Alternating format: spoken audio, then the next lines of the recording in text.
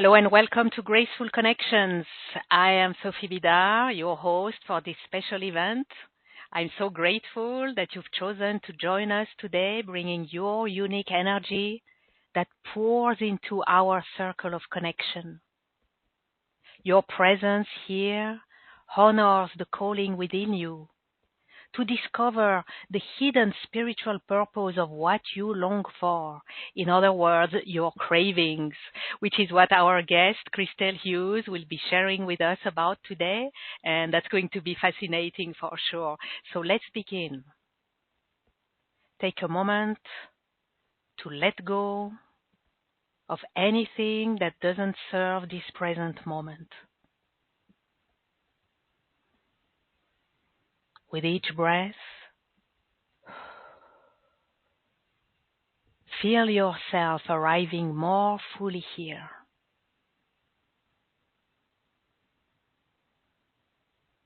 As we set our intention, may all that flows within our sacred space, be it words, vibrations, energies, serve the highest evolution of our souls and extend outward in service to all. I invite you to open your heart and your mind to receive all the brilliance that awaits. Activating your connection to the new Earth crystalline grid and to the galactic center, the center of truth. You are perfectly held, both grounded and lifted. You are safe, you can relax, and you are ready and open to receive. Now I'm calling the orb of grace from the heart of the universe and placing the orb of grace around our gathering, each and every one of us. That we be held in this orb of grace and infused with grace all along our time together.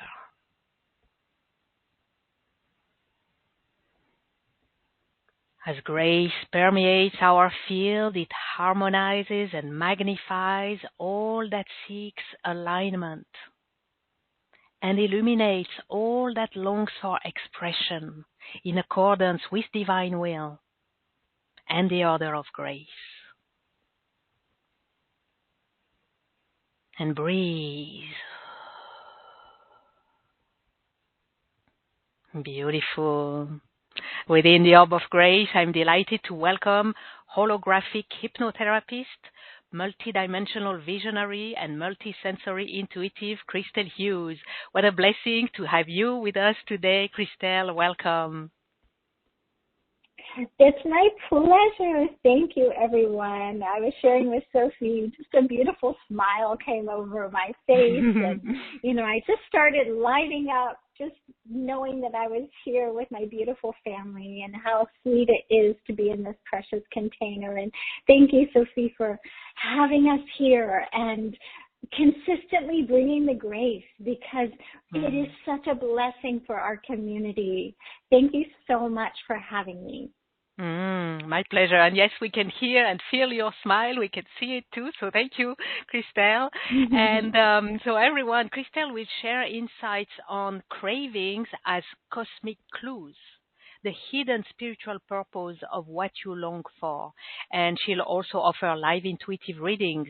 So to request your reading, press *2 on the phone or click raise hand on the web to come on the line with Christel, or place your request in the Q&A box on the web. And the question to ask is, what's the root cause of my craving for? And here you insert your desire, your craving. For now, let's dive into our fascinating topic. We are craving for your insightful, elevated perspectives, Christel. And yes, it's going to be elevated for sure. We'll start with discussing cravings as we commonly understand them, right, Christel? And then Christel is going to take us way higher and deeper into the soul perspective on cravings. So let's start. Let's start with those cravings that feel completely uncontrollable, like we are powerless against them, no matter how much we try to resist. Why do certain cravings seem to hijack us so effortlessly? And also addressing the hypnotherapist in you, Christel, I'd like to ask, how does the subconscious play a role in this? And it's so true. Sometimes we feel so helpless. We feel very helpless around this. And so I'll answer as that hypnotherapist with that clinical training, as we go deeper into the helpless feelings around the cravings, that comes directly from some deeply embedded subconscious associations. Our mind is constantly tagging emotional and sensory experiences with meaning. It's taking a snapshot and it's embedding the emotionality, the vibrational frequency, and attaching it to pictures and images, even when we're not aware of it. And so over time, these associations create unconscious triggers that feel automatic and also irresistible. I want to give an example of this because it really helps us get into that understanding quickly. Now, I had a client who called me for a session. She was suddenly experiencing intense cravings, and this had just gone over a period of weeks. But strangely enough, she was putting on weight just in these couple of weeks. And the craving seemed to come out of nowhere. Once we explored that deeper history, suddenly I saw this pattern in her hologram. And around age 7, her mother had made her take piano lessons. And she was telling me that around 5 p.m., which to her body was hungry, right? Her body was growling with hunger. At that time, she felt frustrated. She was a little hangry. She was hungry and angry at the same time. She was a little resentful towards her mom because she wanted to go eat. So her body and mind formed this subconscious association. Piano practice equals hunger and irritation and restricted choice, taking away her power. Now, decades later, whenever she heard this piano music, especially the sound of her own son now practicing the piano, the same subconscious signal fired off in her brain. So her body reacted with this automatic hunger pangs, these cravings. Isn't that wild? And she felt that same mix of frustration, emotional discomfort, and almost like this double bind. She felt like she was being lured into the kitchen, opening the refrigerator, standing there, looking and looking and looking. What is she looking for? None of that's going to really satisfy her, right? She's even aware of it intellectually. What am I doing here, standing with the fridge open? But you see, it was some deep groove in her mind, in her being. And so from that hypnotherapy perspective, these cravings aren't random. They're not personal failings. They really are these echoes of emotional experiences that your subconscious is still trying to process.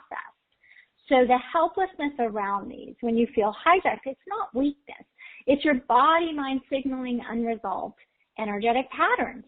And so once we bring awareness to the origin of the craving and we undo it in the way that we know to do it, we have to work with the emotion that's locking it into place. We have to work with the energetic aspect of that and any belief that you made about yourself or any part of you that was fractured off and is taking over. So you can begin to dissolve the subconscious triggers. We can transform it into a conscious choice and a new level of awareness And most importantly, we want to have congruency in our actions. Congruency in our actions. We are these spiritual beings that sometimes feel so incongruent with the truth of who we are. And that equates to pain. Our heart gets pained by that. So really important for congruency to come in. Yeah. And I guess when we're not congruent, it probably adds to the friction that we may have around cravings. And you just said that they are not personal failings, but in truth, many of us feel guilty or frustrating about our cravings, right? Thinking that we are weak or we are failing when we give in to them. So is there a way that we can reframe cravings so that they are no longer something to resist, something that we fight, but rather something meaningful that is part of our growth and our self-understanding? Yeah. Cravings in themselves are neutral. And that's what's so wild, because our subconscious mind doesn't know the difference, right? And so there's signals that energy is moving through you and really pointing to some kind of unmet need, emotional trigger. Ultimately, every craving is to have us come back into unity, back into wholeness. I mentioned that we fracture off. So there's a part of us that has to deal with life situations. And from a very young age, usually, we've formed different parts of ourselves. And those parts of ourselves hold a strategy for survival, for protection, and for need to control, right? So we feel split when we're in a persona taking action, trying to have us control, or when we're out of control. That might even be a persona, the one who is in loss of control. That's not a bad thing. The lessons that your soul's navigating are really here to support you. There's no interpretation of them from our perspective as some kind of weakness or moral failure. That resistance and shame only reinforces the pattern, and it keeps it locked in the subconscious. Remember, emotion is glue, and it holds things in place. That's why we become alchemists and we transmute. We have to look at the personas that hold the cravings. Who is holding this craving? And really pay attention to that. I remember a client who struggled with sugar cravings her entire life. Now, she would unconsciously devour chocolate bars, or Oreos actually were her favorite thing. And I mean, in a single sitting, boom, down the whole bag of Oreos unconsciously. And yet she would come out of it kind of dazed and confused, like, oh my God, I did it again. What did I do? And yet she was experiencing now this inflammation, horrible digestive issues, even difficulty focusing, and some memory loss that was really scary for her. And I remember her coming in and exploring again these subconscious patterns and uncovered this tiny fragment of her psyche. And that persona we called the malnourished one. And it was a childlike persona. It was horribly thin and just the bones popping out and showing. And this persona was frozen in fear. This malnourished one, we traced it back to a moment of sexual molestation by her cousin. And in those moments when she was being, attacked in that way, that trauma, her body would literally play dead. The organs would shut down, her mind disconnected, her entire system went into freeze mode. And her cravings were deeply entangled with this trauma. And it was like tied around survival mechanism, but also the signal that her body had never fully processed the emotions correctly, those experiences properly, to dissolve that fractured part of her, that malnourished one. She never came back around to her true self, her whole self. So we had to do some timeline work with that and some hypnotherapy. But what we did is we shifted that malnourished one and finally her body relaxed. She actually got deep into her body and was in a new relationship with her body. And I like to say, think of your body as your best friend. What are you going to feed your body? If your best friend came over, you're making the most beautiful dinner, right? Like you're going to feed them like the most beautiful, nutritious, loving, because that's an offering from your heart to them, right? And so in looking at that, coming back into wholeness of, wow, I want to treat my body. I want to treat my being with absolute love, unconditional love. But I really appreciated that those extreme cravings subsided, and she reclaimed her capacity to nourish herself, to think clearly in that moment. And obviously that helped her function fully in daily life. So again, it's just an illustration here of that power, like you said, of reframing. Cravings aren't failures, they're messages. And they can point to some unresolved ancestral imprint or some happening, some traumatic experience. Just even if it doesn't seem like it was traumatic now, it was perceived as traumatic back then. And definitely the subconscious survival patterns. So when we observe them safely, and we work with them consciously, which is what we're all about, the cravings shift from these forces of frustration into what we would think of tools of insight, right? And they guide us towards healing. They guide us towards self-understanding and the higher alignment, which ultimately brings us to wholeness, to unity. Yeah, wow. Wow. Cravings are messages. Yes, they can be pretty cryptic messages, I think we can say the least. So we are really blessed to have you, Christel, to decode these messages and trace them and really be able to work them out.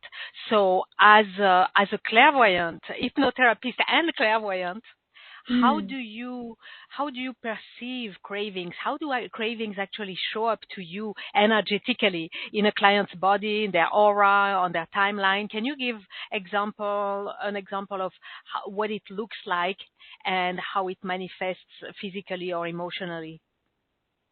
Yes, I love that question because so many times, I'm looking in and I'm describing things, but many of you know that I work now at the seventh dimension, and we've kind of come from that fifth dimensional realm where there's no time-space reality into a higher seventh dimensional experience where I put people on this holodeck. And when they move to the holodeck, they become a hologram. And it's not just the physical body, the deepest levels that I can see, but I start to be able to look at the meridians, and I'm seeing the layers of their aura, then I'm seeing their light body, and then I'm seeing them just as a hologram, so I can see parallels, I can see ancestral lines, I can see future possibility and probability lines, and the way that a client's growing into their own enlightenment. So that's what I'm going to be doing today even, and that's when I'm looking at someone, I'm perceiving the cravings. They appear as this very distinct formations. And I'm looking at them in their holographic body, but I'm getting signals simultaneously, seeing everything at once. And so how I'm seeing them most commonly is they show up as these corkscrew-like patterns with a hook on the end. They've got these spiraling energetic cords that come off of them, and those cords are anchored into specific areas of the body. Sometimes they're deeply hidden, sometimes they're lodged in most unexpected places, but it's a pattern. It makes sense when we put these together, and the hooks can originate again from these lingering relationships that we've had, old subconscious survival patterns, and they reveal themselves in the physical sensation as well as the emotional patterns. Now, I had a male client I was working with who had a lifelong cravings for salty foods, and gosh, he would just tell me, oh my God, I binged on chips, or I grabbed pretzels, and all these drying foods that are non-foods, right? Any salted snacks he could get his hands on. And while he was driving, he would just unconsciously devour them. And he always felt jittery. He felt anxious and really strange because the frustration would build. Now, when I scanned his hologram, I started noticing the corkscrew-shaped hook that was coiled around his jawline and the palate going in and then extending down into the solar plexus and subtle, abdominal area there. And the hook was connected to a persona that we called the controlling one. And we started to recognize that this part of him was carrying these ancestral expectations, some kind of survival patterns from his father's line. That's why we called it the controlling one, because his father, he was telling me, was very controlling. We started recognizing that the hook made sense because it was tied to the control, but also performance, right? And so he would have performance anxiety, and that's why when he was eating the salty foods, the anxiety would come back. But his father's side carried a history of this strict discipline around, resources, money, authority. So that's where we saw the food and the salt and the basic needs were linked to obedience and control. And from a child, very young age, he just adopted that lesson. And he thought that nourishment needed to be earned, and to be able to get just the basic needs, he had to be controlled in his behavior. He had to be good. And it put so much pressure on him. And so he created this feeding, if you will. The cravings for salt were literally his body's way of feeding that old control pattern and creating tension, obviously, in the nervous system, and then manifesting as this agitation and digestive issues and constant restlessness whenever he tried to resist that urge. So it was a double bind situation, damned if I do, damned if I don't. And so what we had to do is when we went in, we did some deeper hypnotherapy work. We dissolved, obviously, that corkscrew pattern. I like to work with Metatron's Cube to discreate that. And we integrated that controlling persona. And so once we took the hook out, that released the ancestral imprint. That was reconciled. And you have to understand how powerful reconciliation is in your body. When you're congruent, when you reconcile things and you buoy up, you come up out of the depth of the tension of the subconscious that's always battling you as your higher self. And so he felt like, he told me he felt more grounded.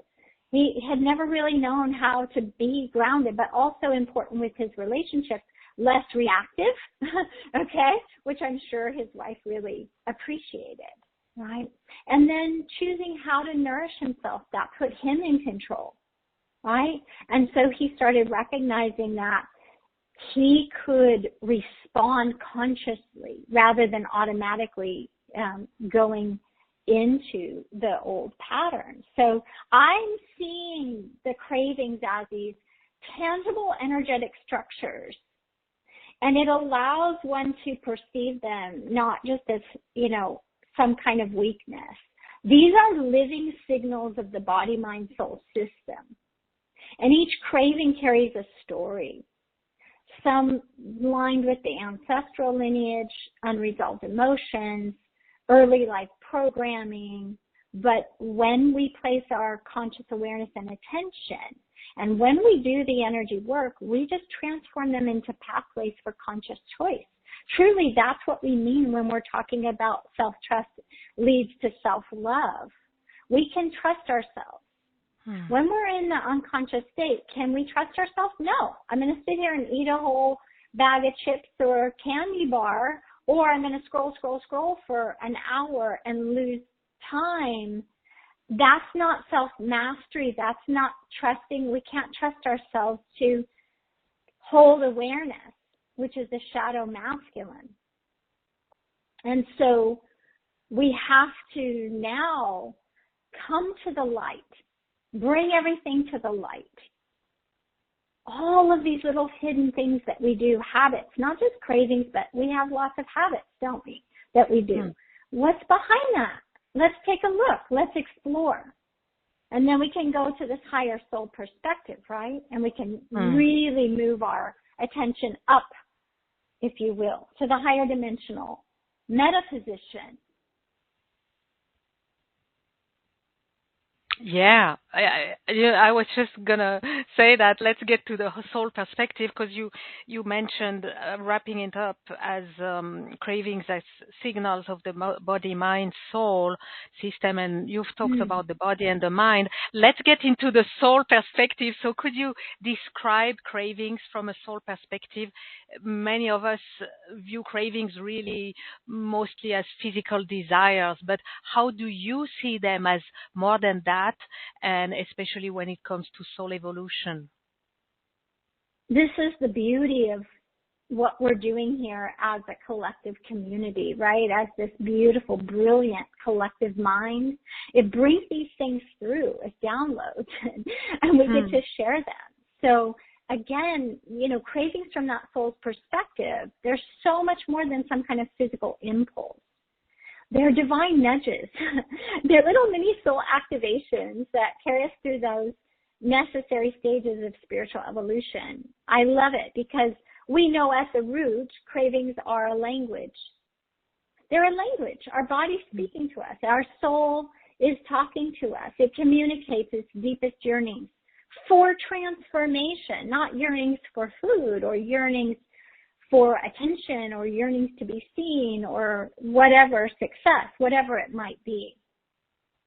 And so often, yes, of course, they manifest as physical desires, hunger, thirst, longing for connection, but they really serve us as portals through which, our soul learns to integrate physical experiences with its higher purpose. So they're not random. They're very precise energetic signals.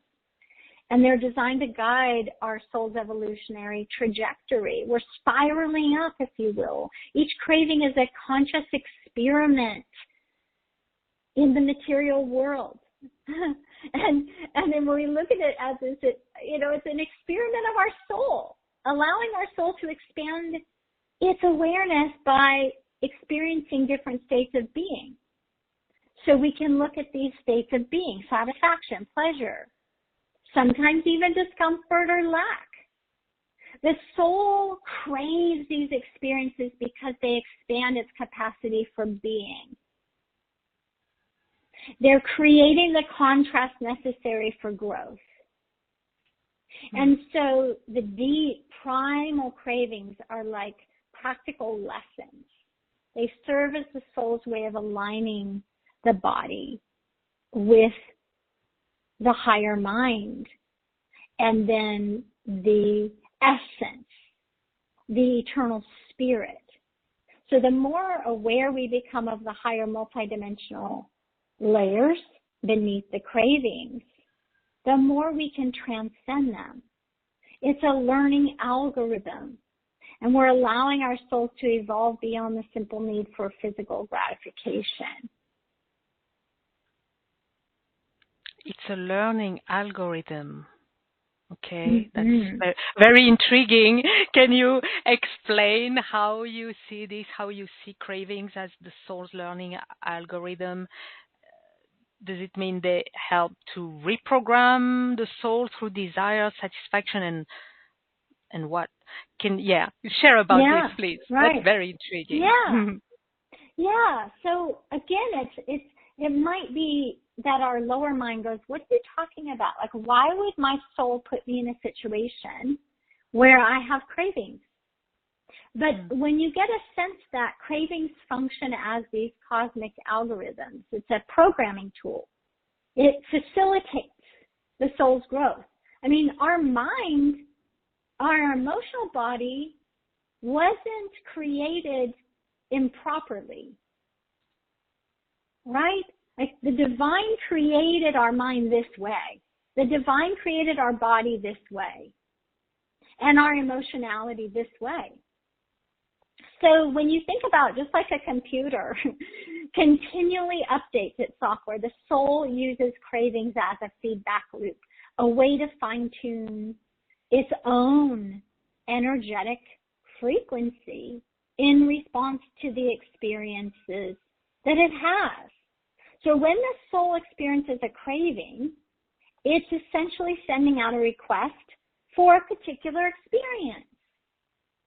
And through the cycles of desire and satisfaction and release, the soul reprograms itself with new insights and new capabilities. So here's the beauty of the process, right? Desire sparks action. Emotionality sparks action. Behind every desire is some kind of emotional motivation. And when desire sparks action, it leads to the experience of satisfaction, or sometimes, right, the discomfort, some kind of unfulfilled desire. But again, it's a prompting. So both outcomes are actually valuable data points, if you will, in our soul's evolutionary journey. We can track it. And the satisfaction achieved through a craving isn't the end goal, obviously. It's the learning that occurs within the cycle. So through the satisfaction, through the soul discovering what it's capable of manifesting in the physical world, and also through the unmet cravings, it learns patience, it learns detachment, and it learns wisdom. And so the release of a craving is just as essential because it actually signals a moment of completion of a cycle. We're all in this beautiful cycle. We're in the dormancy, we're in the growth, we're in the expansion.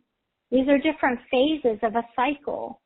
We are in the cycle and we recognize that cycle as the rhythm of the earth, circadian rhythms.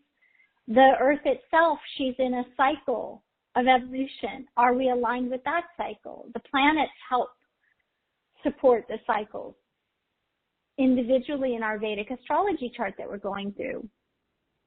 I want to make one little side note here because I know this is kind of like, what is she saying?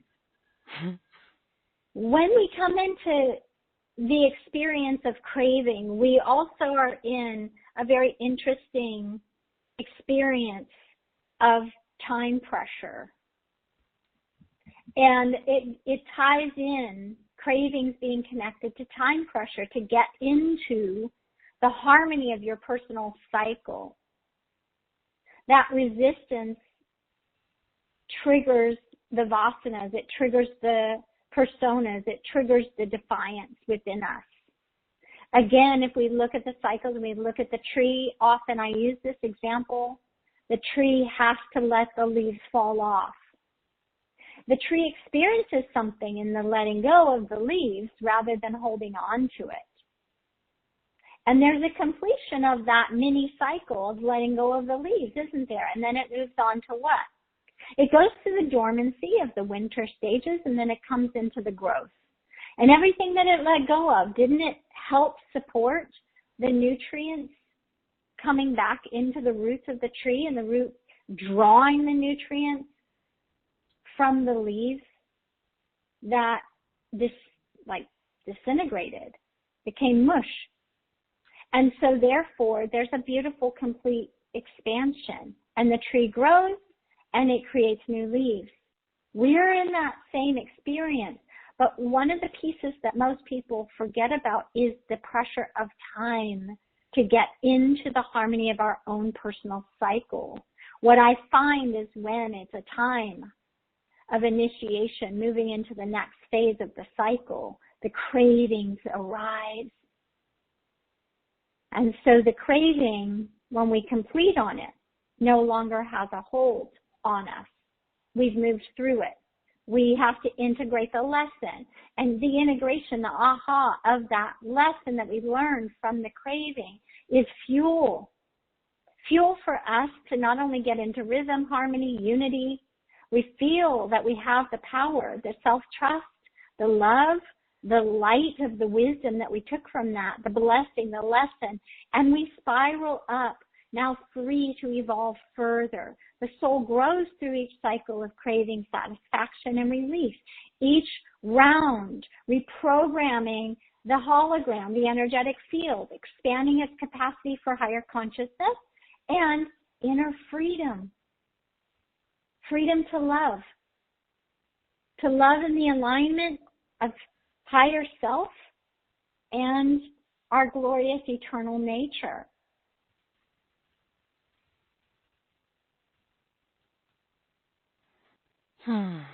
Yeah. Wow. Now we're talking. Now we're talking something different already. So, yeah.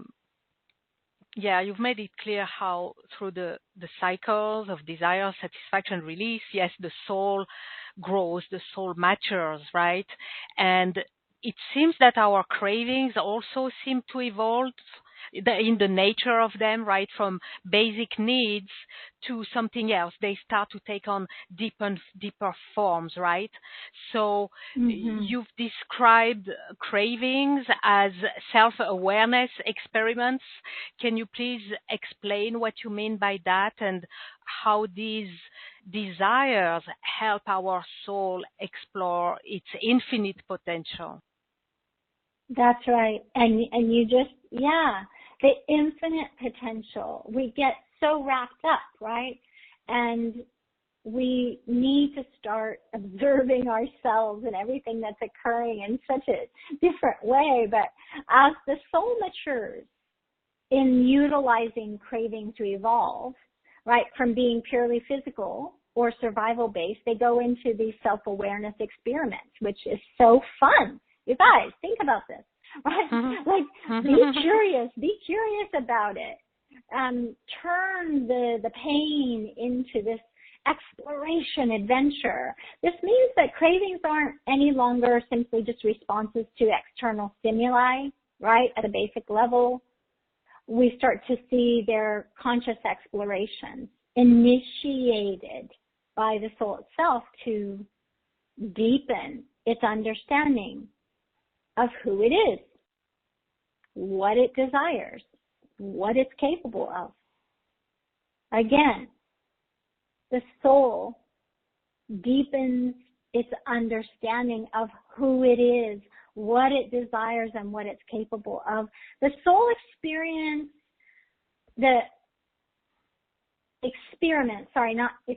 the soul experiments, let me get this right,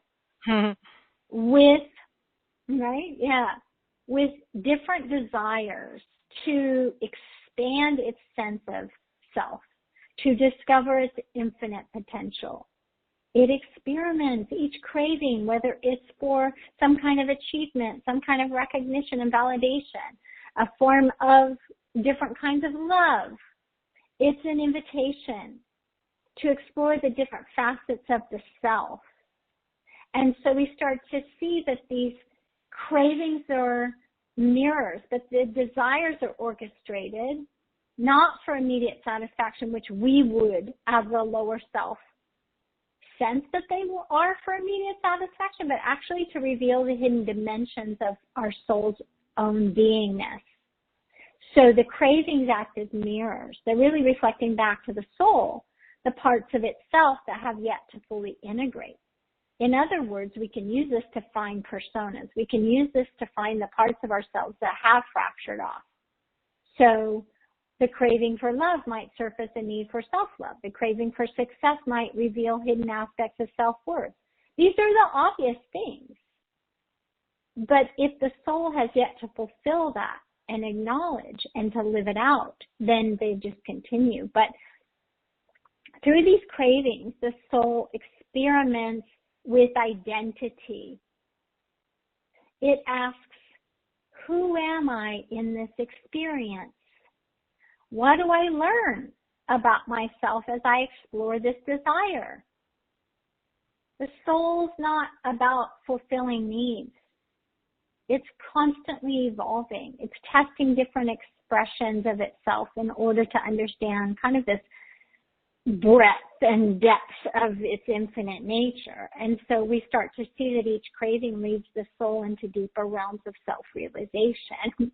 And through that process of fulfillment or non-fulfillment, the soul experiences growth and greater clarity about its divine essence. Wow. How to not fall in love with our cravings with that, all that you are sharing, Christel. We're going to be passionate about them. Yeah, and embrace them and play with them, follow their guidance, their lead. So it seems that these cravings may be orchestrated by our soul for growth and understanding rather than the mere fulfillment, right? So what's Of going on course. there Yeah. when we have these higher cravings and desires like love, success, validation? What's really happening on the deeper multidimensional level? Yeah, I kind of just touched on it a little bit, but when the soul desires Mhm. love, for instance, it's not simply seeking affection or companionship. It's Mhm. seeking unity, right? And so the soul Mhm. recognizes it's inherently whole, but in the material world, it experiences this illusionary separation from its true essence. So the desire for love is a call to remember its inherent unity, to experience that connection. And through that, to come to a deeper realization of its own divine completeness. One time a master said, yes, I'll give you everything that you desire, but then I'm also going to give you the recognition of why that desire is not going to fulfill you. So if the Hmm. love is fulfilled, it's an opportunity to expand that connection to a greater universal love, right? Rather than a limited attachment to an individual. Mhm. Attachment and any attachments that we have are tethering us. And even an aversion to something, an aversion to a person is some form of attachment. And we can see, okay, what's the level of intensity of that attachment? But what if we use that? What if we use that initial craving to find love on the human level, and then we step it up? We discover the parts of us that are not in that unifying love, wholly present. Oh man, I checked out. I didn't listen to him. Hmm. Who is that didn't listen to him? Wow, what if I bring that one into wholeness, in within myself, and then I'm really present in the listening? Does that connect us closer to universal love and wholeness? Yes. It's like, okay, when the soul desires success, it's not simply a craving for some kind of accolades or an award or material rewards, right? It's an exploration of its creative potential. The soul desires to see itself as powerful, to witness its own capacity to create and manifest in the physical world. So the craving, in essence, really is the soul's desire to recognize its divinity through the physical expression of success, to realize that its inherent nature is one of limitless possibility. Start to see that craving for validation. It seems to be egoic, some kind of egoic need for external approval, but it's actually the soul's desire for this deeper search of recognition of its worth in a universe that may feel fragmented or disconnected. So it's like this call to remembrance. Call to remember that the soul's worth is inherent and infinite, simply learning how to express and experience that worth in this world, in this dimension. So when we start to really come around, the cravings are, again, deeply orchestrated by the soul, not as a mechanism, if you will, for this kind of immediate fulfillment, but like a gateway, right? This gateway to greater understanding and self-expansion. Each desire serves as an opportunity to transcend the illusion of separation, to step into a higher frequency of awareness, right? Again, this meta position, this higher position we have to take, The soul uses cravings to push its limits, not in some linear pursuit of gratification, but in a spiraling journey. And it just spirals up, this journey of self-exploration and awakening. It's really beautiful. We can use them. Surface level desires, we use them to discover, to realize our infinite divine nature, our creative magnificence, our absolute manifesting potential.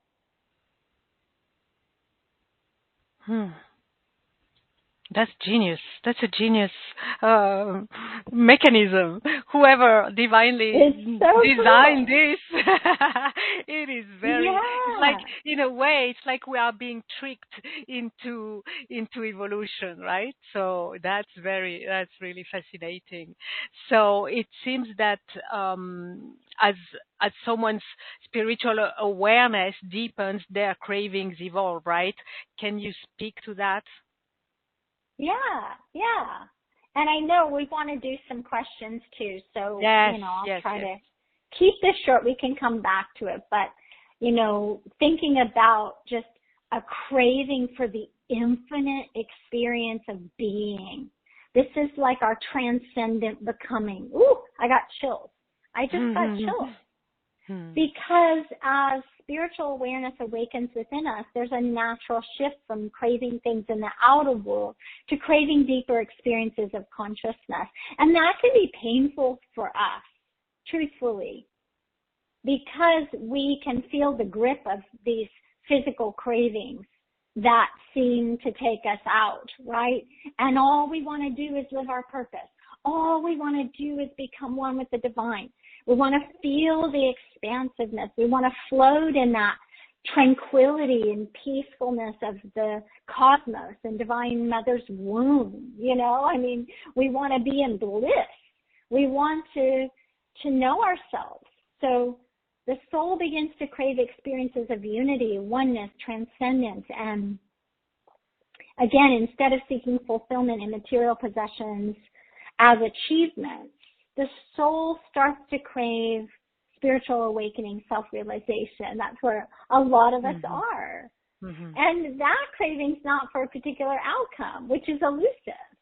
And we're not used to that because when we grew up, this is success. This is what it looks like. This is what you need to do. And it didn't matter if you were going to college for a degree or if you were becoming the greatest mother on the planet. This is what it looks like, people. So do this, right? So, stuck in a box. And that's painful for our soul. So, again, the craving in this level isn't for a particular outcome, but for the experience of transformation itself, the continuous becoming of higher versions of the self aligned with universal truth and love. Truth as light. Universal truth and love. We have to be in the alignment. Remember, I said we have to be congruent. So the craving for peace, for stillness, for presence begins to replace the desires for external validation or even possessions, right? But we start to crave things like, I want to arrive. When I arrive as my higher self, when I arrive in my soul's purpose. We have to watch out for that. But the soul's desires are now more about experiencing oneness with the divine, expanding consciousness, breaking free from illusions of separation. And it really seeks out this infinite experience of being, not as a fixed state, again, but as a dynamic, eternal unfolding into the highest, most expansive expression of the self. So, again, it's an internal evolution. The cravings themselves become the fuel for continuous spiritual ascent to elevate.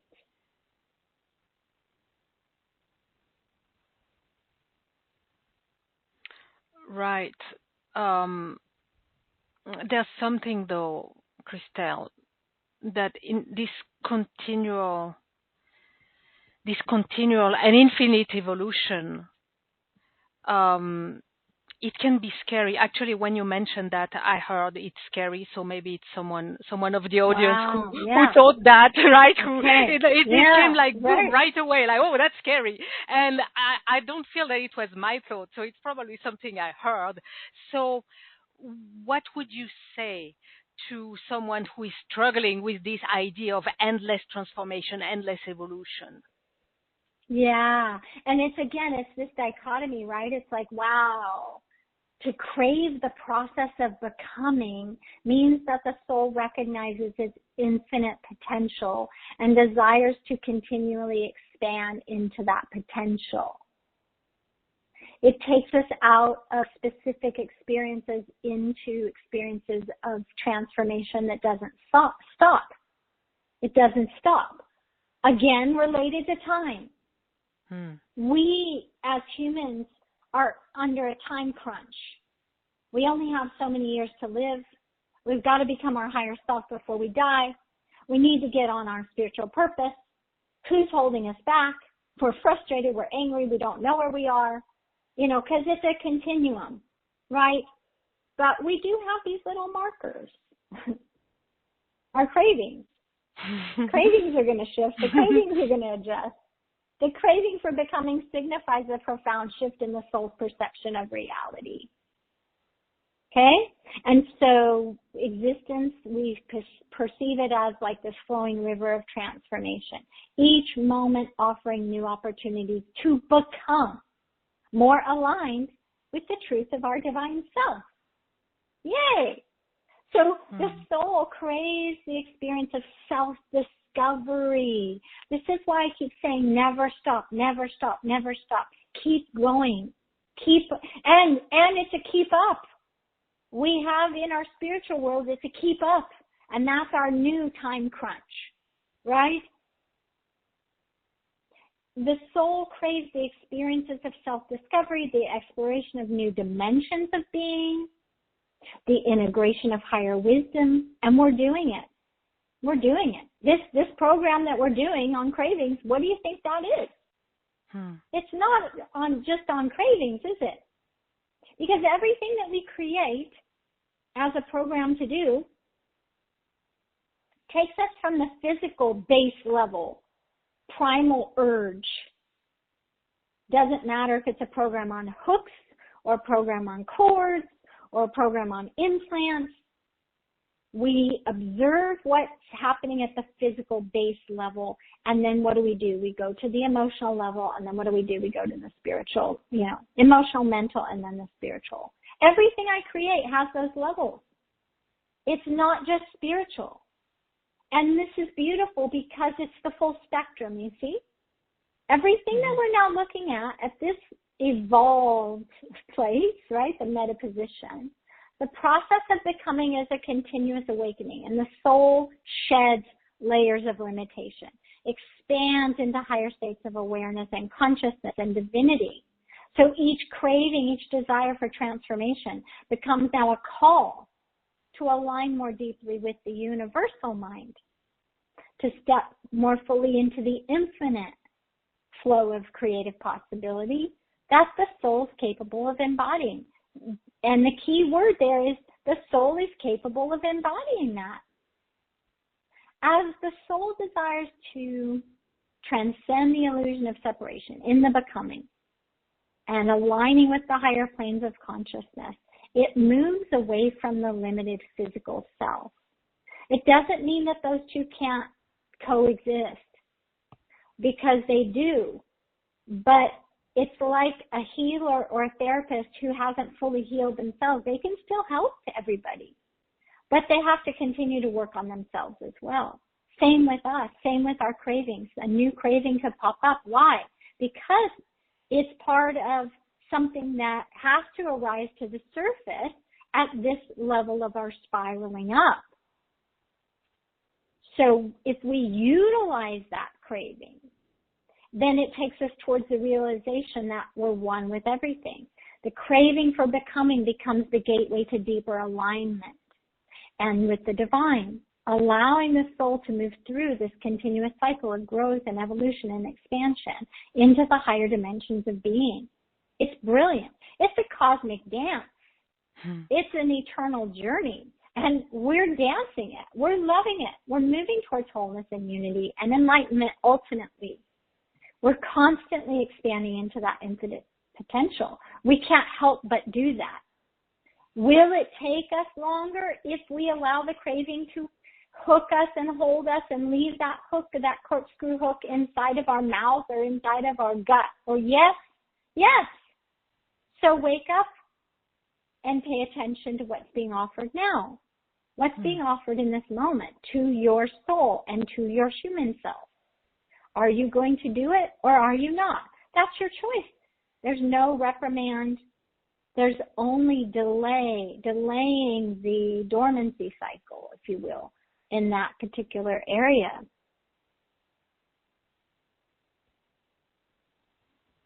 So endless, it's a paradox, right? We call it the paradoxical infinity.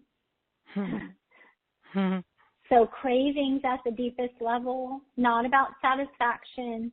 The illusion of fulfillment comes from the desire to find an endpoint, which we're never going to find, to say I've arrived. But the reality is that the soul's nature is infinite. So the cravings generate within us. They're generated within us, right? They're generated within us as a means to propel us further into the expanding self-awareness. So we don't embrace the idea that cravings are low level, if you will, right? We start to really say, okay, we're going to shift from seeing cravings as obstacles to peace to actually understanding them as tools for continual evolution. And that's, again, a gateway to deeper levels of consciousness. Waves of the ocean never stop. Same with us. The soul's hunger for growth is endless. It's inherently infinite. It's a circular loop, but spiraling ascent.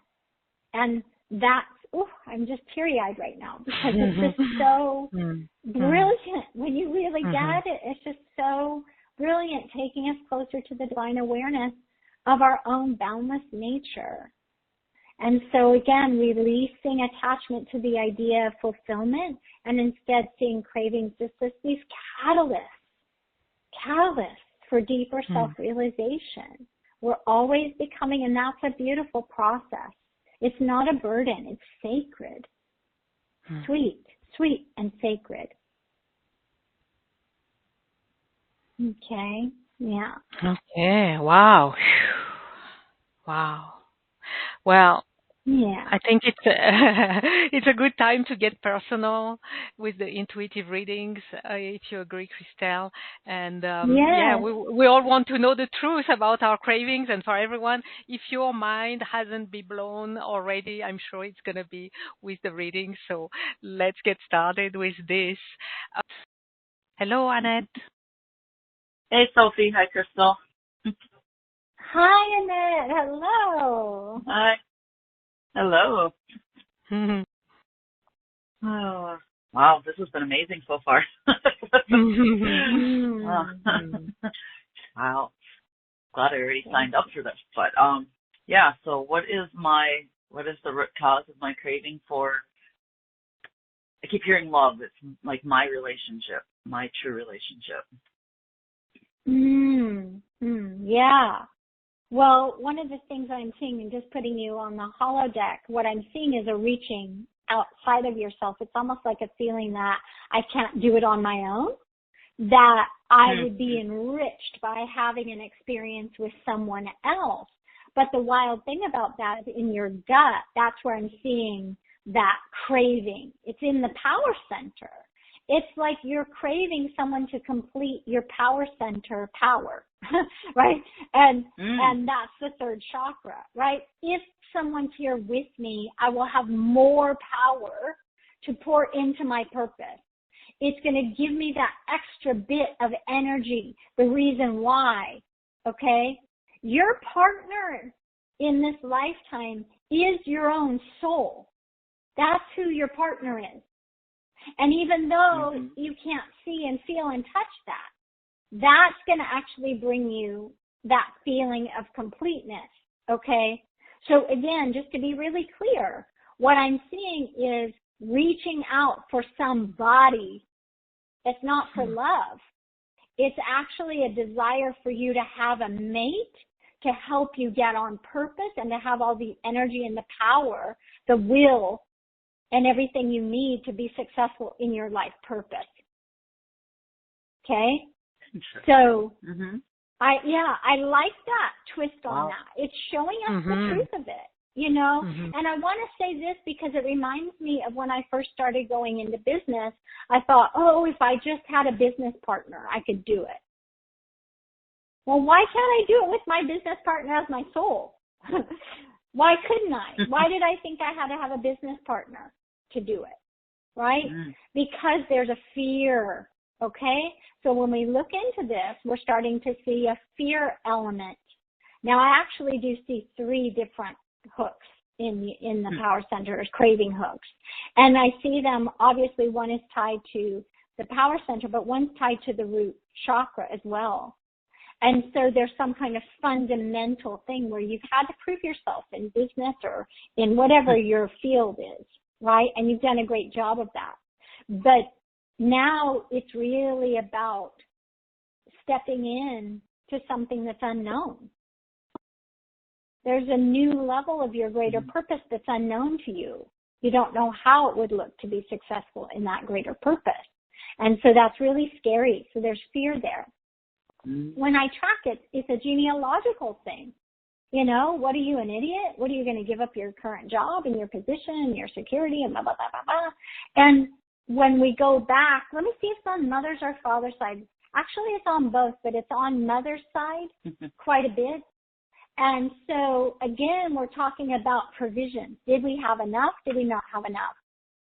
And we're going 8 generations on mother's line, okay? 8 generations on mother's line is a big, heated experience, right? A happening in that timeline, okay? But it's on your father's too. So I like this. We're exposing that it's actually a greater need for, you know, merging with soul, but also accomplishing soul purpose in this lifetime, okay? Pretty cool. And it was pretty big, but that's awesome. Wow. Thank you. Thank you, Annette. Awesome. Blessings. Thank you. Thank you. Okay.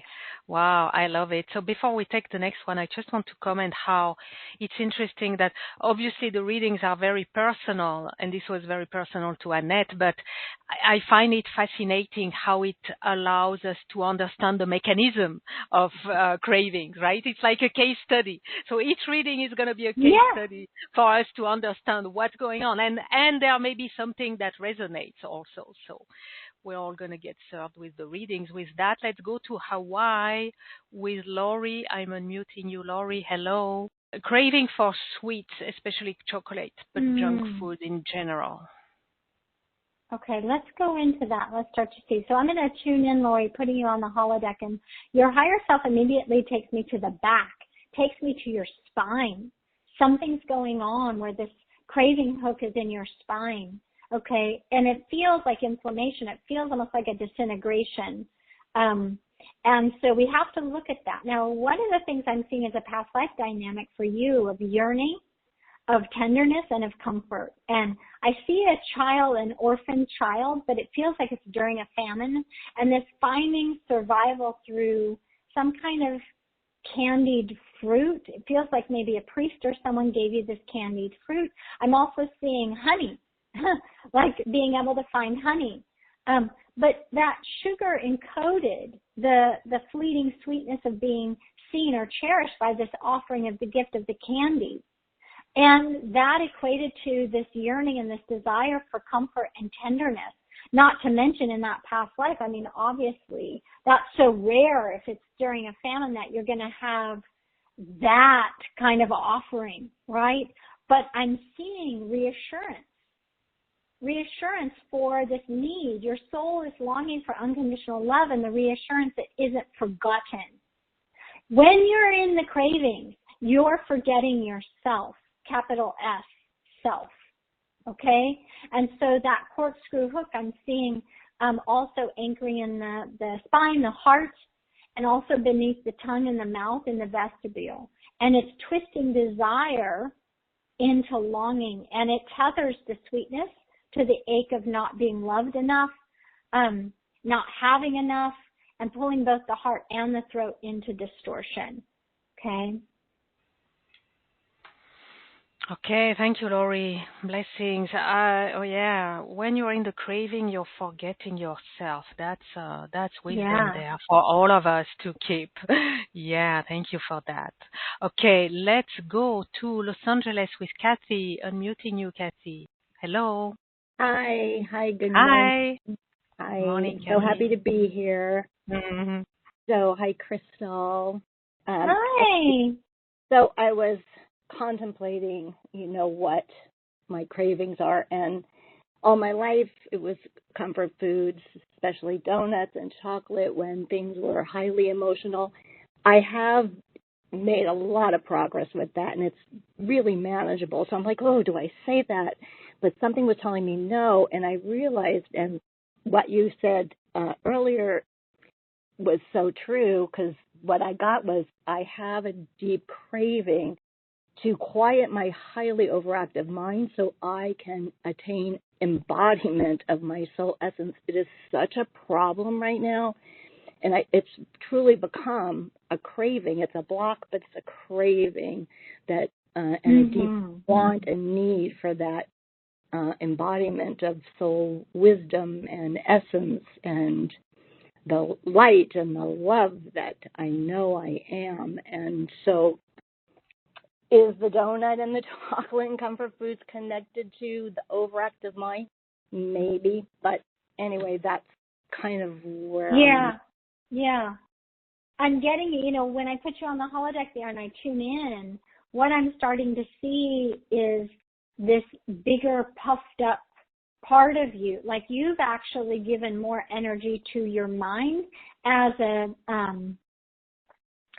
hindrance and as something to come into battle with. It's triggering your warrior.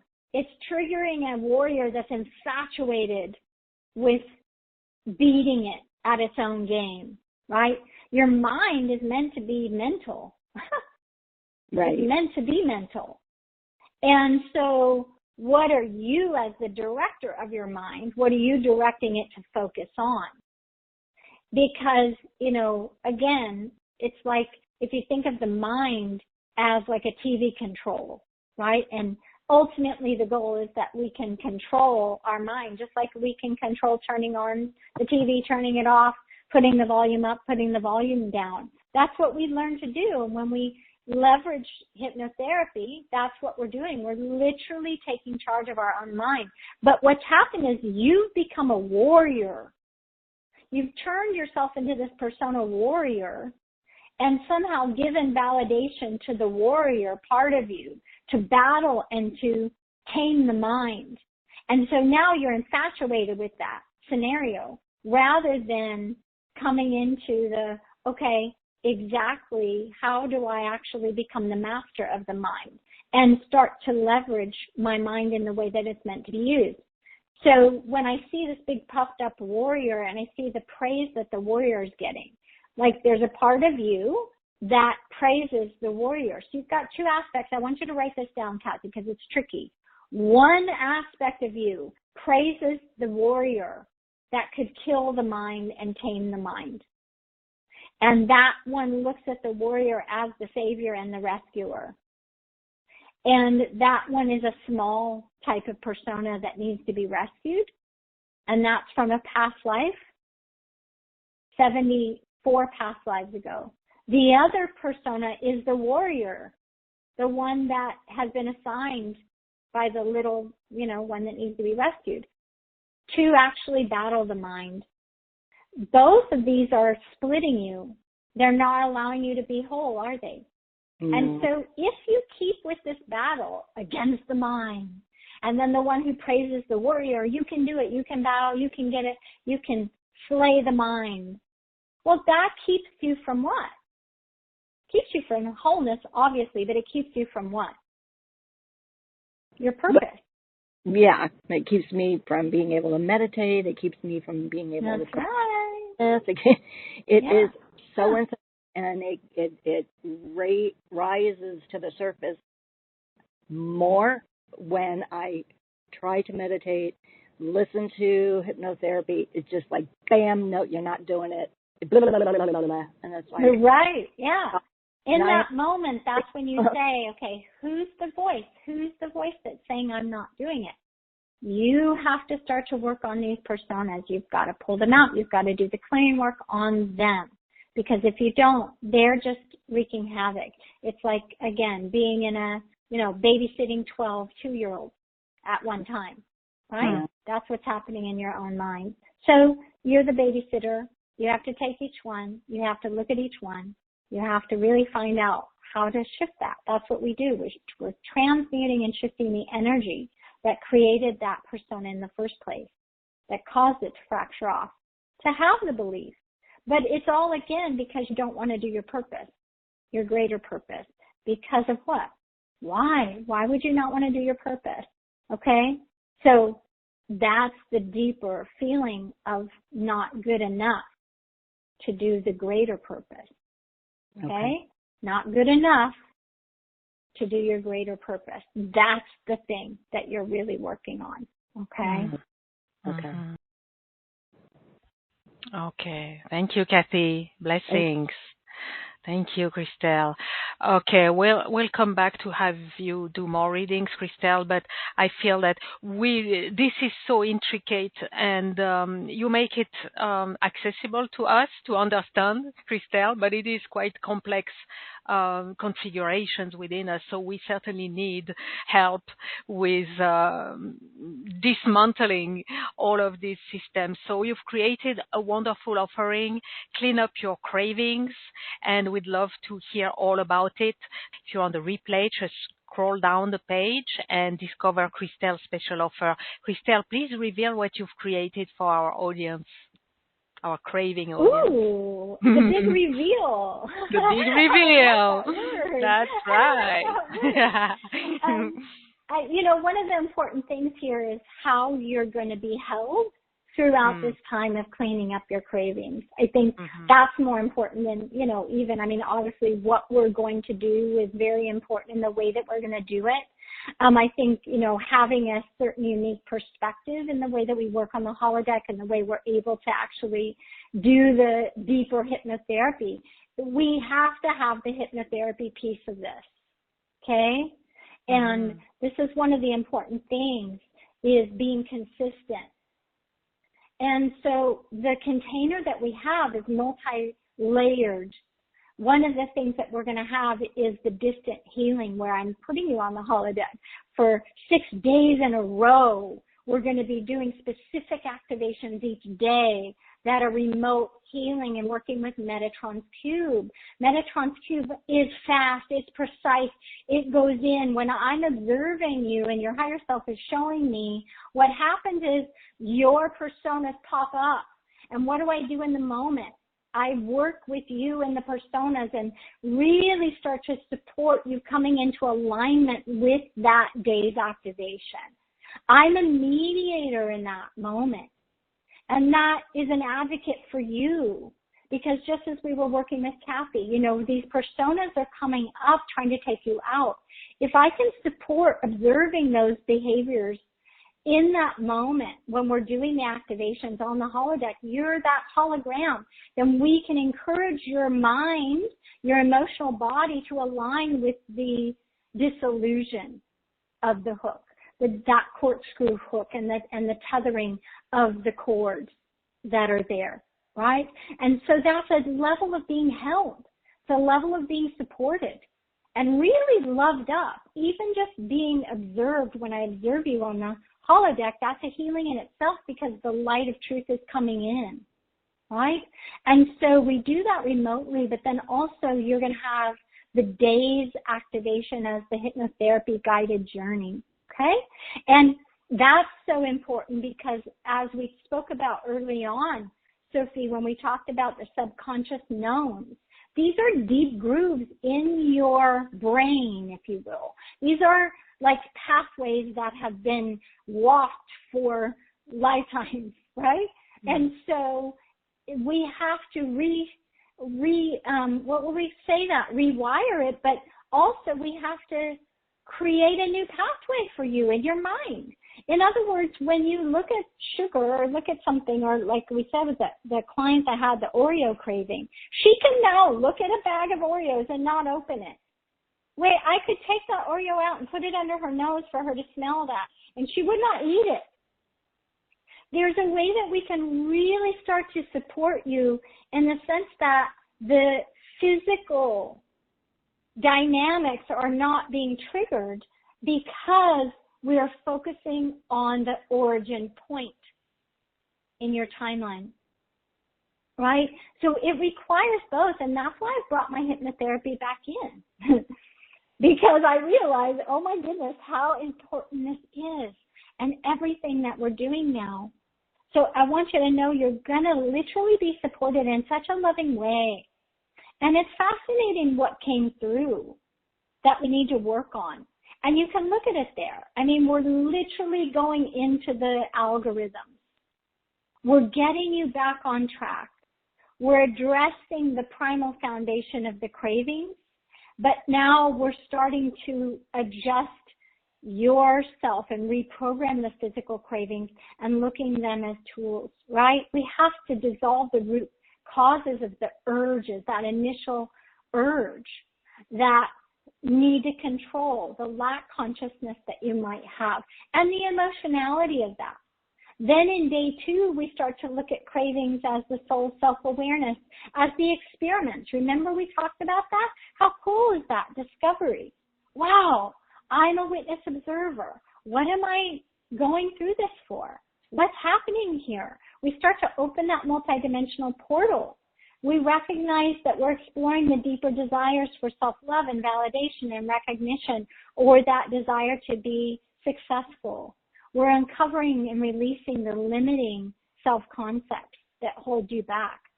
We're starting to clear the self-worth imprints that are not allowing you to feel that you are worthy, okay?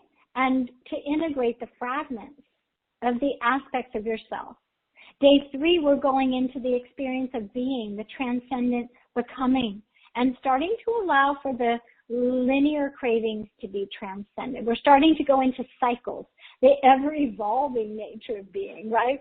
Starting to move. The cravings become dynamic states of being. And then we go into that paradoxical infinity, cravings as the soul's desire to experience its own infinite potential. How sweet is this? Again, I want you to feel the balance of this, that we downloaded this program, right?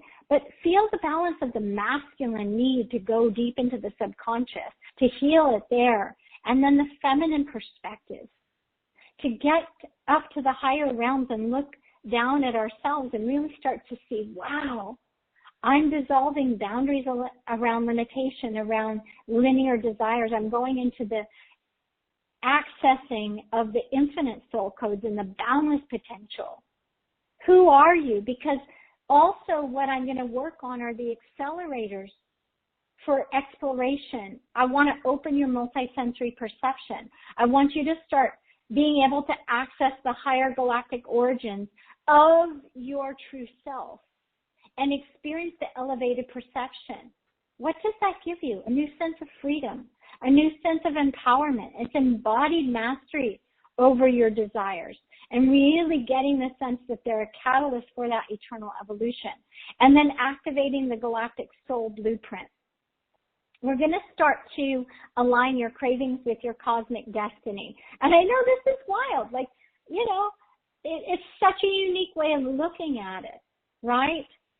But we're starting to really see that if we want to have our galactic soul blueprint, the template of our multidimensional being self, descend to support us in the transcendence, that we really have to unlock within ourselves the way that we use our channels of wisdom.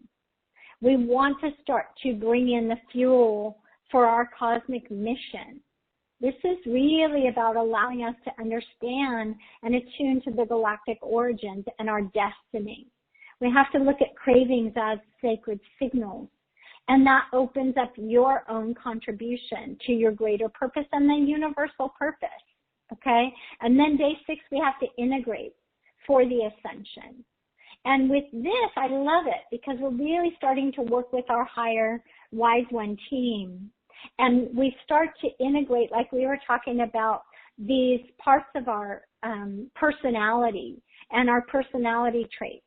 So we then unify all dimensions of your cravings. How cool is that?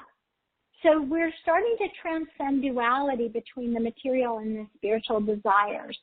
But most importantly, we're shifting into the enhancing of the multisensory abilities, utilizing your Wise One team. The Wise One team are really the beings that have been assigned to you, okay, in this lifetime. Now, these can be, beings that are in our star systems, the star councils, right? These can be even our future selves, definitely our higher self. There are archangels and our angels.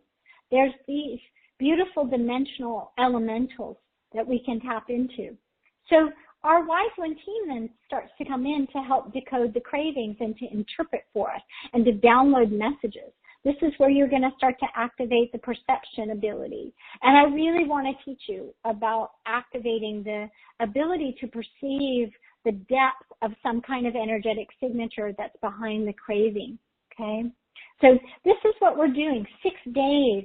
And we're going to be engaging on the holodeck. We're also going to be leveraging everybody else who joins, right? We have a really good group of people that are going to be in here in the sacred space, and we can support one another because as one shifts, again, everything shifts and everybody shifts.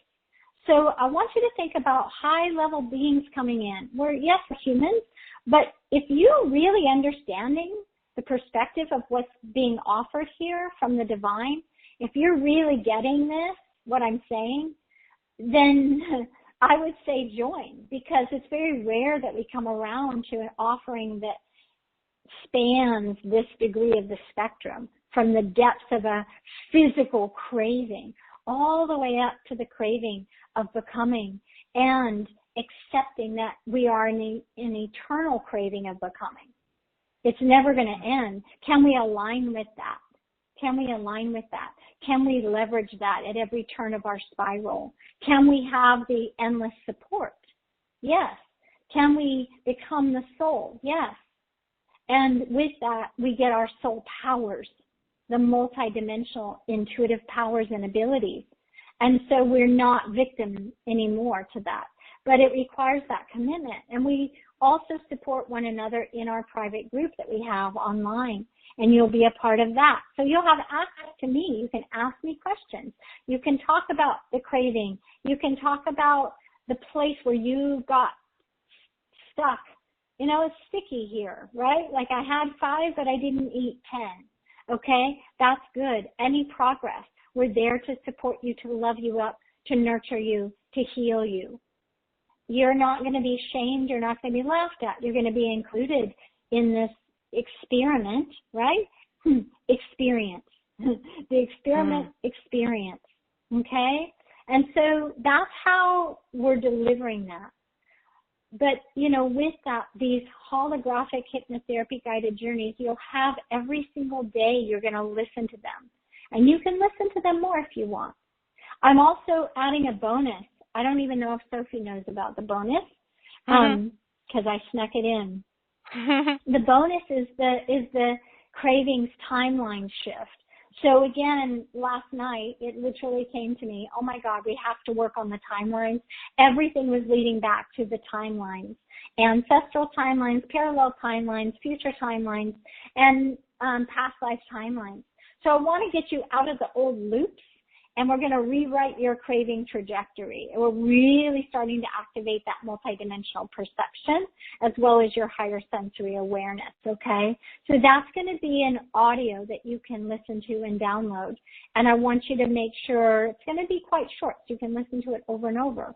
But again, it's going to reinforce the multisensory perception to open to your dimensionality, okay? And then I have something else that I want to say, and I want everyone to be prepared because this is something that I think is going to be really supportive, and it's going to be a surprise for Sophie and everyone. But I just felt an overwhelming sense of offering this, which I never do. The first 5 people that sign up from this call are going to get an individual private intuitive reading session with me, 15 minutes private intuitive reading session with me on the phone.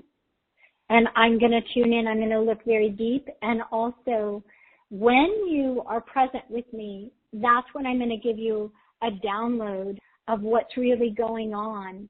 And during that time where you're going to be able to talk with me and share with me, you know, the intimate things of cravings and what you have, that's going to be set up where I'm going to already have the grid in place. So that's going to be like a healing as well as you being able to get a lot of clarity on what's going on with your human self evolving into your soul self, okay? So the human self evolving into the soul self. We're talking about opening the multisensory higher consciousness currents because these are all currents that are flowing through you. So we're sending to the multisensory higher consciousness currents, waves of energy, supporting you in the transcendence, moving up the spiral to the elevated state, these higher dimensions, okay? And so 15 minutes with me, and it's going to be inclusive of communication around cravings, what's going on with the origin points around those, but also the healing's going to be woven into that moment as well. That's the first 5 people that sign up from this call right now. So jump on that. Really get on that, you know? Right? Yeah, that's, important. really exceptional. You're full of surprises, Christel. You are so full of surprises and an infinite flow of offering. You keep them coming, more surprises. And everyone, there's going to be another surprise. Stay with us until the end of our time together. There's going to be another special announcement at the end of our gathering today. Thank you for receiving the download. It seems that this package just was downloaded into you, and you've been trusted with offering it, and you're already doing this brilliantly and generously. It is very generously priced for this very comprehensive package, and there is a PayPal for payment option available in many countries. So thank you so much, Christel, for this clean up your cravings. Everyone take action now. The first 5 get 15 minutes with Christel is like, so much gets done and so much shifts. Like you're going to be a different person 15 minutes later. So get ready for that. All right. Let's go back. Are you ready to take more readings, Christel? Absolutely. I love doing the readings. Let's go. We love them too. Let's go we're going to go to Pompano Beach, Florida with Tamara. Hello, Tamara. Hello. I am so, overwhelmed. Everything. Thank you, and my love to both of you. Christel, what's my craving? And when I wrote it, I was thinking, my cravings go into so many areas, not just sweets. It could be any food. It goes into excess. Even as a child, I hoarded paper bags in a drawer in the bathroom. I would hoard. I'd be excessive. And what really gets to me now, especially with the 12-step program, is the willingness. I know it's going to happen, and I'll look over my shoulder and I'll see the change. But somewhere along the way, the willingness isn't there, but I'm seeing how. Right. Yeah. So that's okay. Okay. one of the things we're looking at is this need to control. And this is what hoarding, whatever the things were, it didn't matter. It was about your need to control. Now, when we see that, I'm seeing that there's an unconscious grasp for control in destabilizing situations and echoing the ancestral line's burdens of guardianship, some kind of vigilance and responsibility. So it's a strange thing of like, oh, your family had to be vigilant. Your family had to be responsible. Your family had to be on guard and pay attention. And again, in destabilizing situations, I don't know if that's wartime. I don't know what it was. There's a great fear wrapped around, almost like a snake, like an endless snake wrapped around you, and your arms are down by your side, and yet you've got this grasp for control. First is, how do I get out of the snake, literally holding me. My arms can barely, like my hands, my wrists can barely move. So there's a feeling of your ancestry having to be guardianship during a time when there was this need for hypervigilance. And so you've got this need for control. All right. The hook's lodged in the solar plexus chakra, the third chakra.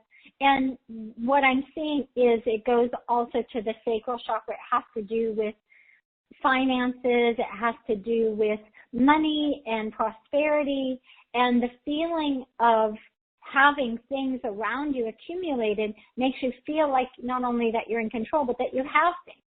So you don't have to seek out for things, right? But it's a tension between control and the emotional flow that you have.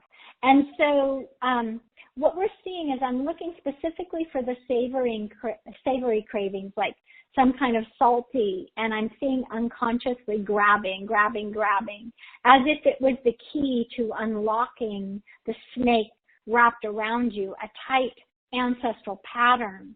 The snake equals an ancestral pattern, right?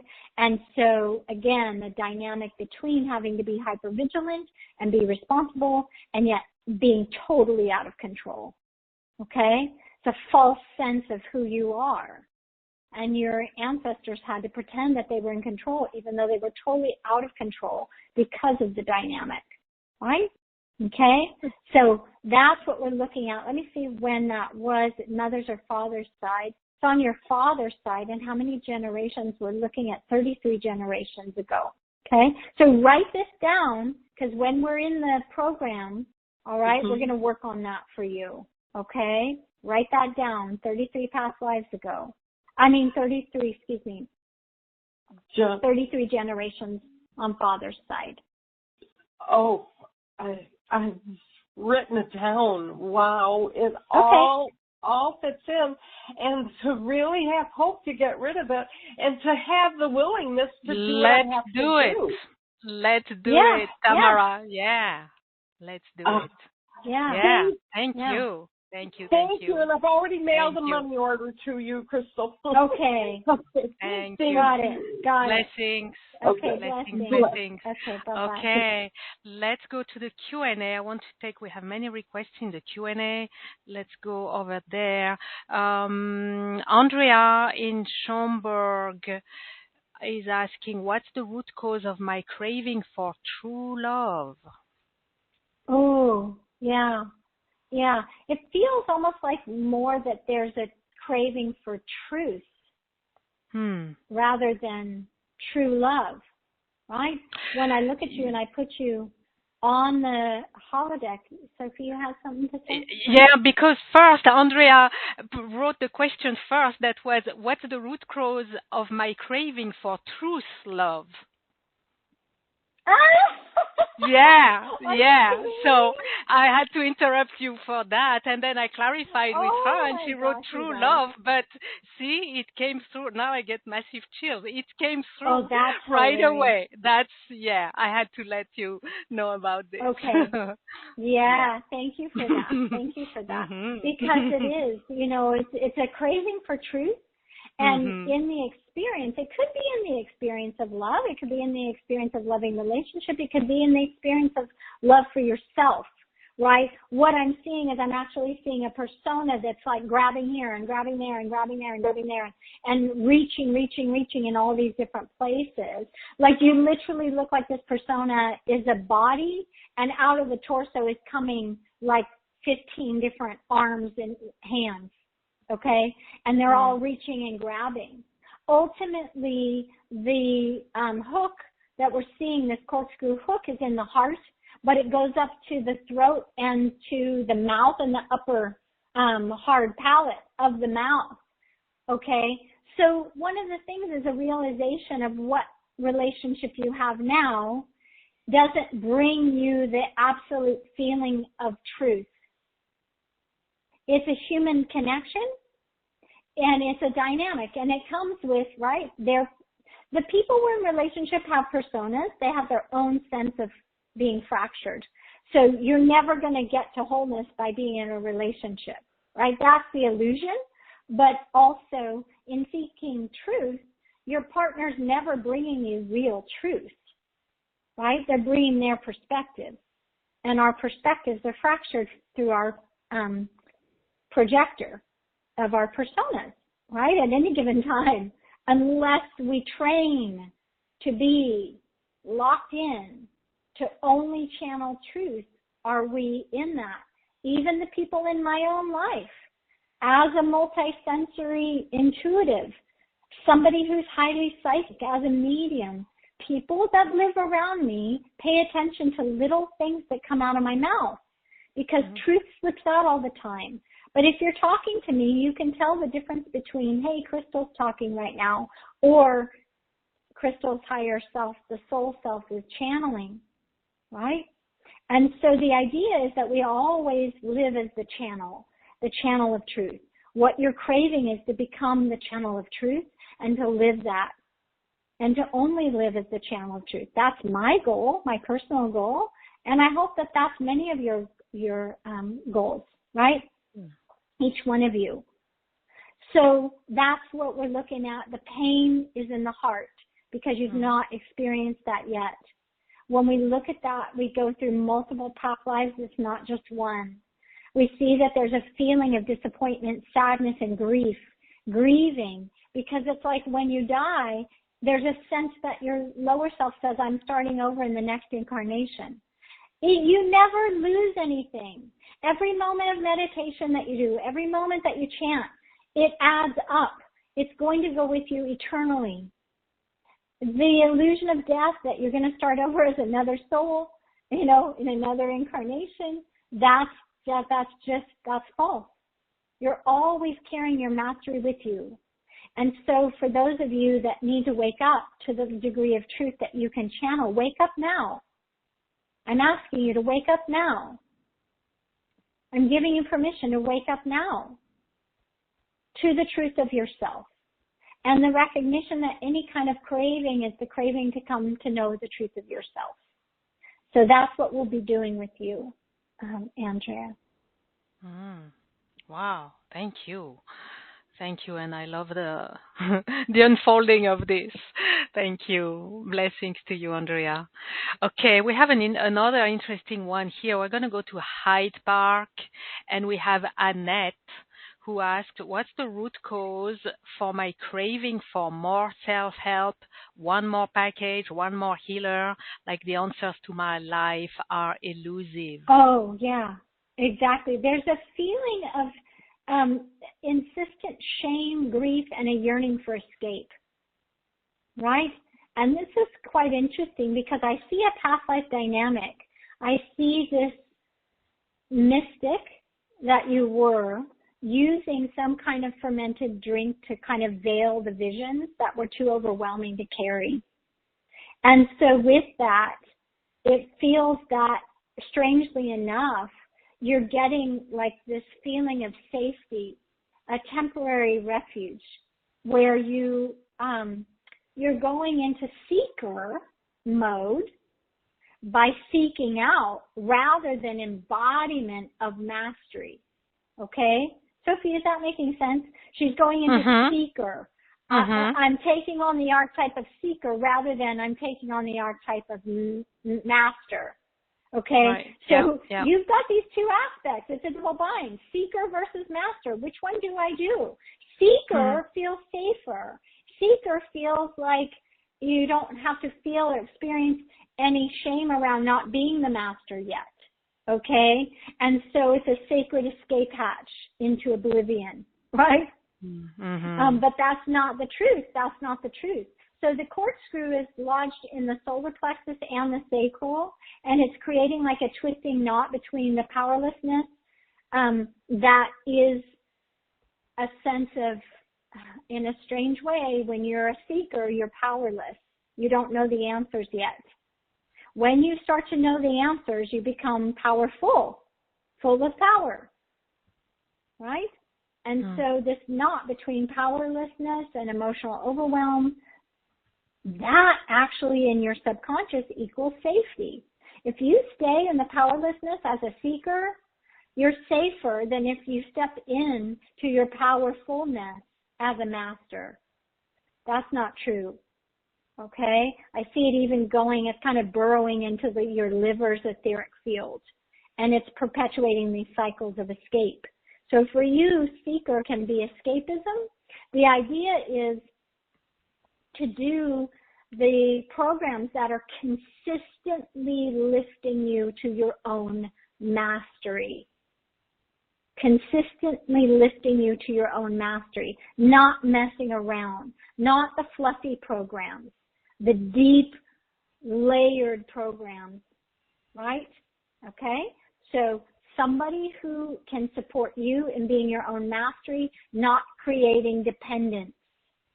We're not here, all of us as teachers are not here to create dependence, but some teachers are still in there, they think they're, what is it called when you're not believing yourself to be a strong teacher? You're in that state where you're still becoming yourself. Oh my gosh, I can't think of the word now. Imposter. Some teachers actually have a secret imposter syndrome, right? So you have to align with teachers that don't have the imposter syndrome, have moved beyond that, right? They're not faking it till they make it. Okay? And do an integration on, right? Yeah, do an integration on the seeker and do an integration on the master, the fearful master. Okay? Yeah. Thank you, Annette. Blessings. Yeah. Whew.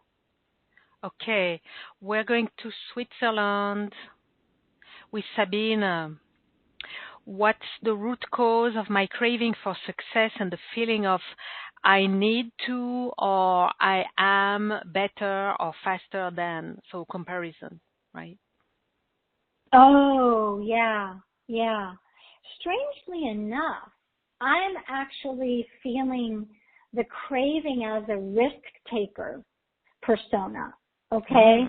So, and we see this kind of with a gambler, a risk taker, right? There's hope, there's fear, and there's thrill. And what I'm seeing energetically in you is this kind of warrior turned gladiator energy who gambled with fate every day, right? It's like every fight is a gamble. Every choice, right? It's like survival against annihilation and trying to balance that. And that's exhausting because what we see is that risk encoded intimacy with chance. And so that's what you're playing with. You're taking a risk and you're trying to be intimate in a certain way, but you're leaving it up to chance as well. So part of you is liking that risk. Part of you is liking the chance. But that's so old. That's like in your younger years, right? Like that's not the stage of development that you're at now. So in this life, it's really strange because it's emerging when the soul unconsciously seeks to reenact that kind of edge of death dance with destiny, and it's hoping to prove survival once again, right? So it's like, I made it. I'm succeeding. I did it. I pushed myself through. And it doesn't even have to be like in the past life, it was that death, putting yourself on the edge of death. But in this lifetime, it's pushing beyond the natural cycle that you're moving into, which is releasing quite a lot. You're meant to be releasing, not going after the thrill of succeeding. In the releasing, you will succeed. In the letting go, in this cycle, you will succeed, right? It's like I used to have 200 clients at a time. Now my preference is 8 clients at a time, right? Why could I used to be able to do 200 private sessions, no problem. Now it's like, oh, I'm happy if I've got 8 private sessions per week, right? It's a new cycle for me. As a master, I'm holding in a different way. Do I still work with 200 people? Yes, but I'm not doing private sessions with 200 people per week. So there's a shift that happens inside of you, and it's happening now. Let's look at how many past lives ago that was. Wow. So it's going back literally like 171 past lives ago. Okay? So this is really old and ancient. And again, it has to do with hope, which is a low-level vibration, and thrill. Okay? We're not thrill seekers. We're not trying to prove we can do something as a human. Let's step into our greater mastery in this new next cycle and open up those capacities and abilities. Yeah? And life becomes much easier.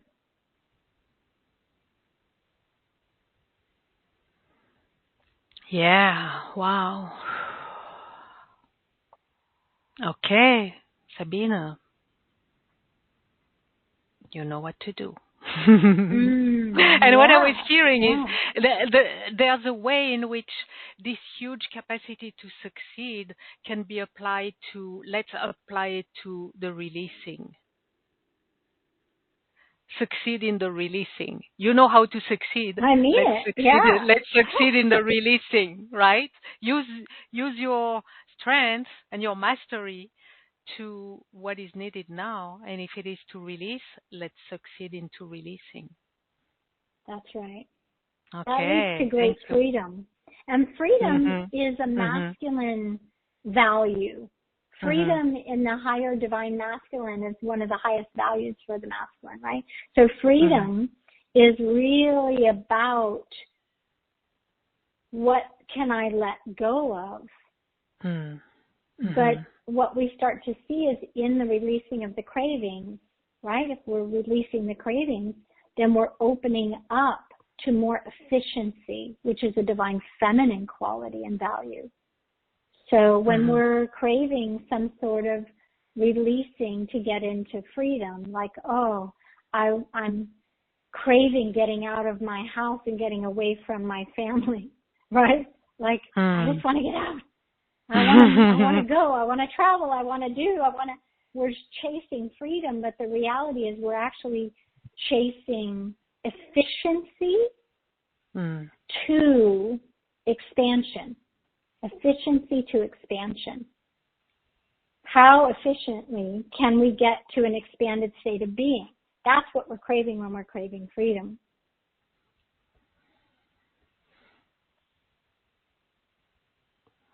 All right. That's for many to hear as well. That's for many to hear. Thank you, Sabina, for bringing this to everyone to hear. Okay. Thank you. Blessings, Sabina. Wow.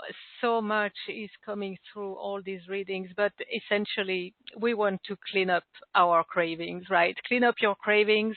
Let me wrap up. Before we get to one more special announcement, there's been some surprises dropped already.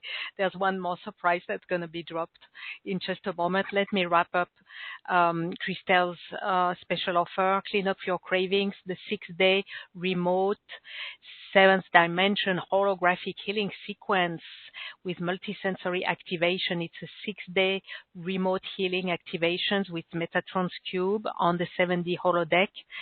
that's where your personas pop up and get transformed and integrated, along with one for each day, so 6 guided journey subconscious mind energy clearings using Metatron's cube and holographic hypnotherapy. These are specific audios that you're going to use every day during this 6-day journey. And the private community for ongoing support and questions. Extra bonus that came by surprise earlier, the Cravings timeline shift. That's going to be an audio that you're going to receive. And another extra bonus for the first 5 of you who join. You get a 15-minute session with Christel. And you have all the details on gracefulconnections.com/cravings.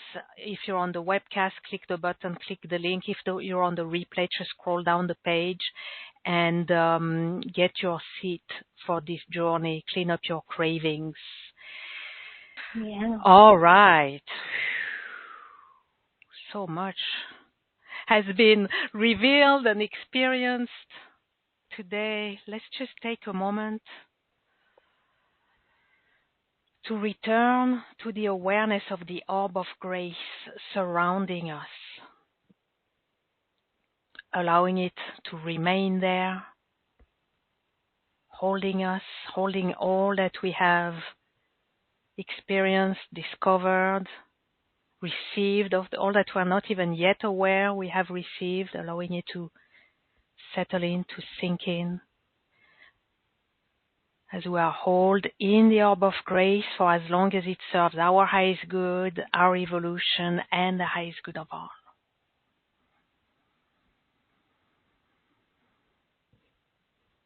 And I'm closing now by offering all my gratitude to each and every one of you, whether you're present live or on the replay. Thank you for joining us today, for answering yes to the calling of grace and the calling to elevate your cravings to divine alignment. Immense gratitude to you, Christel, for all the wisdom, the higher perspectives, the multidimensional perspectives, and the sacred offerings of insights and guidance, and the surprise bonus you've dropped as well, and all that you have gifted us today. Thank you, Christel. Thank you.